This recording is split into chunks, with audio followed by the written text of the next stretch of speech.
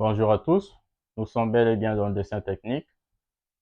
Donc, l'objectif d'aujourd'hui consiste à représenter des points dans un repère tridimensionnel x, y, z. Donc, vous allez constater que le repère a été représenté de cette façon. C'est-à-dire que nous avons x qui est ainsi représenté orienté, nous avons y ici, nous avons y et nous avons z. Donc, le premier constat est que nous avons deux y, c'est-à-dire qu'un y qui se trouve ici, l'autre y qui se trouve là. Pourquoi, en fait, ce genre de repère? Parce que dans le dessin technique, il faut connaître premièrement la notion des faces. Notion des faces. Donc, lorsque nous avons un objet 3D, donc nous avons un objet 3D et nous voulons l'observer, parce que l'observateur est très important. Donc, si moi qui suis l'observateur, je fixe cet objet, c'est-à-dire que la projection de mon œil vers cet objet est perpendiculaire, qu'est-ce que je vais observer? Je vais observer cette forme-là, c'est-à-dire que ce sera cette forme-là que je vais observer. D'accord? Donc, j'essaie un peu de dessiner vite fait. Donc, c'est ça que je vais observer. D'accord? Mais je ne saurais pas que c'est en 3D. C'est seulement ce que je suis en train de voir. C'est ça que je représente. Donc, c'est ce que nous appelons par la vue de face. Vue de face. D'accord? Maintenant, celui qui va observer cet objet en haut, c'est-à-dire que lui, il fixe son œil comme ça, c'est-à-dire que moi je suis là, il y a quelqu'un qui est en haut qui observe. Vous voyez? Donc, je vais représenter ça comme ça. Donc, lui, il observe ça comme ça. D'accord? Qu'est-ce qu'il va voir? Il ne verra plus ça. Il va juste voir cette partie. Et comment représenter cette partie? Donc, c'est ça qu'il va voir. Vous voyez cette forme-là? On va, bon, vite fait, représenter ça comme ça. Donc, c'est un peu ce qu'il va voir. Il va voir ça sous cette forme-là, vite fait. D'accord? Alors, plus simple que ça. Maintenant, celui qui va observer cet objet à gauche, c'est-à-dire qu'à sa gauche, nous avons cet objet. La vue de face a été représentée. La vue du haut a été représentée. D'accord? Donc, vue du haut. Et la vue de gauche. Vous voyez, la gauche est là. D'accord? La gauche est là. Donc, celui qui va observer cet objet comme ça, il va représenter cette forme-là. D'accord? Donc, cette forme, elle est là. Vous voyez? C'est comme ça qu'elle se présente. Donc, moi, je vais pouvoir représenter cette forme-là comme ça. Donc, la vue de gauche. Sachant bien que les dimensions qui sont ici, c'est-à-dire que la vue de face et la vue de gauche ont les mêmes dimensions lorsque nous faisons la projection. D'accord? Vous voyez que ils ont les mêmes dimensions, en fait, ici. Mais là, c'est pas les mêmes dimensions. Donc, je vais juste respecter la dimension de la vue de gauche et la représenter comme ça. Vous voyez? Un peu comme ça. Vite fait. Donc, il s'agit là de la vue de gauche qui a été représentée. Alors, cela signifie quoi? Cela signifie que lorsque nous avons un tel repère, on le met dans un repère, nous avons ici X, d'accord? Nous avons Z, d'accord? Nous avons Y ici, et nous avons Y ici. Parce qu'il s'agit là des coordonnées de cet objet. Donc, pour retrouver les coordonnées, par exemple, de cet objet, c'est très simple.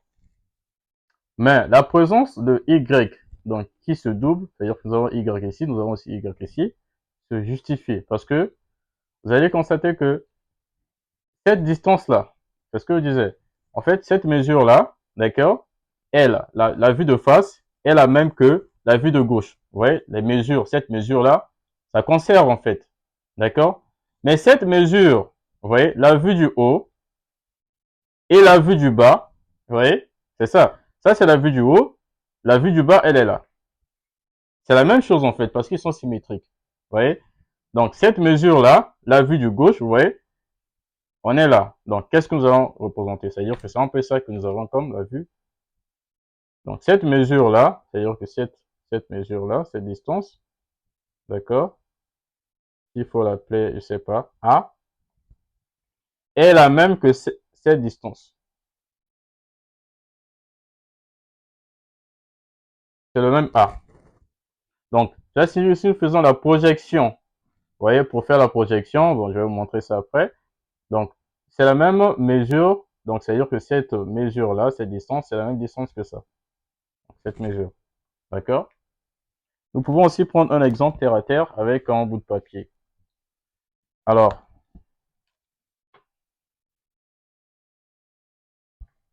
voilà. Nous avons un papier comme ça. D'accord? Nous avons un papier comme ça. Et nous allons le représenter. C'est-à-dire essayer un peu de représenter les axes. C'est un peu comme ça que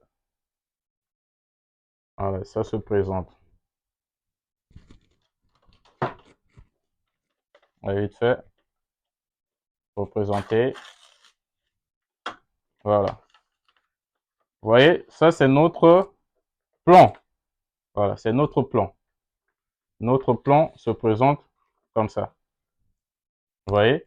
Donc, cela signifie quoi? Cela signifie que nous avons ici notre axe des Z, notre axe des X, notre axe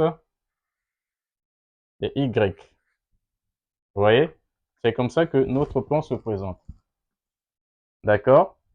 Maintenant, si nous ouvrons ce plan pour que ça soit comme ça, d'accord? Qu'est-ce que vous allez constater? Vous allez constater qu'on coupe à partir de Y. Parce que le X, il a conservé sa position, d'accord? Le Z a conservé sa position, mais là, on ne voit pas le Y. Le Y, il est là. Il est confondu à mon œil, donc il n'est pas visible. D'accord? Pour le faire sortir, il faudrait qu'on puisse séparer ça, ou bien déchirer ce papier. Lorsque nous déchirons ce papier, comme ça, vous allez constater que le Y qui était là, parce qu'il était comme ça, d'accord? Vite fait, il était comme ça. Il va se retrouver ici et ici. Donc, c'est comme c'est le Y que nous avons divisé. Vous voyez? Le même Y. Raison pour laquelle vous avez Y ici, Y ici, et là aussi. Maintenant, comment représenter le point A qui a pour coordonnées 10, 20, 30. Il faut rappeler que les coordonnées là sont toujours données en millimètres. D'accord? Donc, nous devons représenter ici en centimètres, sachant que, disons, 10 millimètres nous donne 1 centimètre. Donc, nous allons représenter le point A. Donc, pour le X, donc ici nous avons X, bien sûr, X, Y et Z. Alors, son X, ici, c'est 10. C'est-à-dire que c'est 1 centimètre. Nous avons 1 centimètre ici, on place un point, d'accord? Et le Y, c'est 20. Le 20 là. Donc, notre Y, il est là. Le 20, c'est 2. On le place ici, d'accord? Et on fait la projection. Faisons la projection. Comme ça.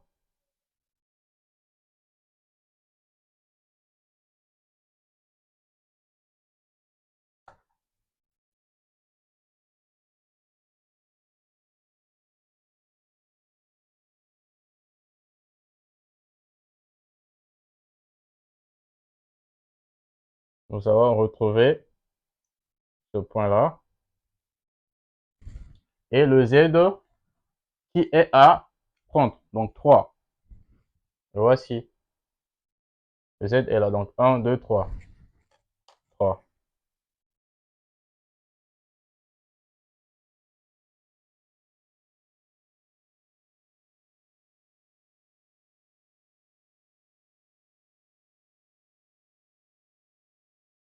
Donc on peut noter ici comme si c'était le A1.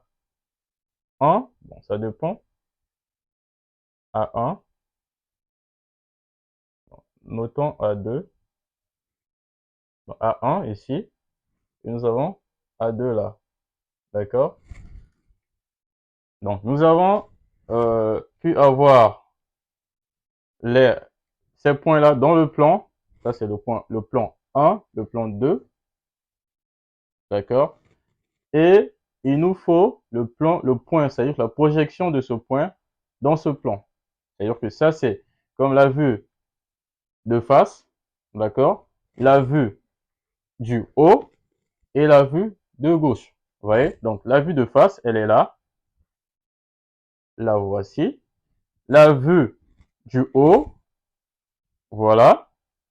Et il nous reste de trouver maintenant la vue de gauche. C'est-à-dire que quelle sera la projection de ce point dans ce plan, le plan 3. Vous voyez? Donc, j'ai mis en, j'ai écrit les 1 là, en fait, en indice. C'est pour juste montrer qu'il s'agit là d'un plan 1, le plan 2 et le plan 3, il est ici.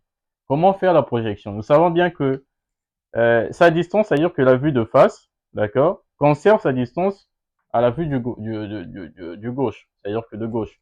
Lorsque nous faisons la projection, il suffit juste de faire la projection d'ici, de ce point-là, et on va retrouver la vue de gauche.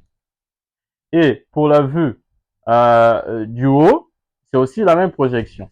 Donc, nous allons voir comment est-ce que nous allons faire cette projection. Donc, il suffit juste de projeter. Donc, nous allons projeter ce point A2.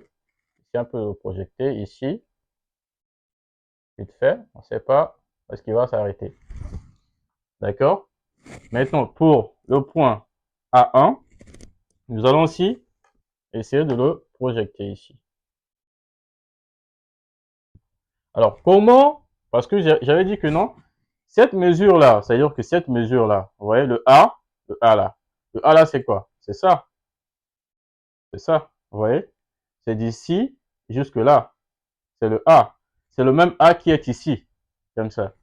C'est ça. Donc, déjà, avec la compréhension, on comprend que le point là sera projeté ainsi. C'est-à-dire que la même distance là, c'est-à-dire que cette distance-là, c'est celle qui est ici. Vous voyez? Il s'agit de 2 cm. Ce sera aussi 2 cm ici. Bon, parfois, ça ne marche pas en fait. Parfois, c'est un peu difficile lorsque vous avez un dessin que vous n'avez pas vraiment assez de bonnes mesures. Pour trouver cette projection, il y a deux méthodes. La première méthode, c'est de prendre 45 degrés. C'est-à-dire que nous prenons 45 degrés ici. Vous voyez? Nous prenons 45 degrés.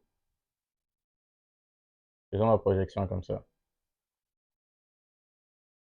de 45 degrés. C'est-à-dire, nous plaçons notre rapporteur ici. Et si nous avons un rapporteur, nous le plaçons ici. Et cet angle-là doit être 45 degrés. 45 degrés, c'est la moitié de 90. Donc, c'est-à-dire que là, c'est 90, d'accord? Là, ça sera 45 degrés. Donc, nous plaçons notre rapporteur là, d'accord? Et nous trouvons l'angle 45 degrés et on le place. C'est ça la projection. Donc, nous avons fait cette projection et nous continuons avec notre projection jusqu'à rencontrer ce point. C'est-à-dire que jusqu'au point de rencontre entre la projection de A1 et A2. Donc, voici le point de rencontre. Nous allons noter A3. Ça, c'est la première méthode. La deuxième méthode, il s'agit de diviser, si vous avez le compas, de diviser les 90 degrés ici. Parce que vous savez que là, l'angle ici, c'est 90 degrés. D'accord? Il faut diviser 90 degrés. Bien sûr, prendre sa moitié, c'est 45 degrés. Nous allons prendre 45 degrés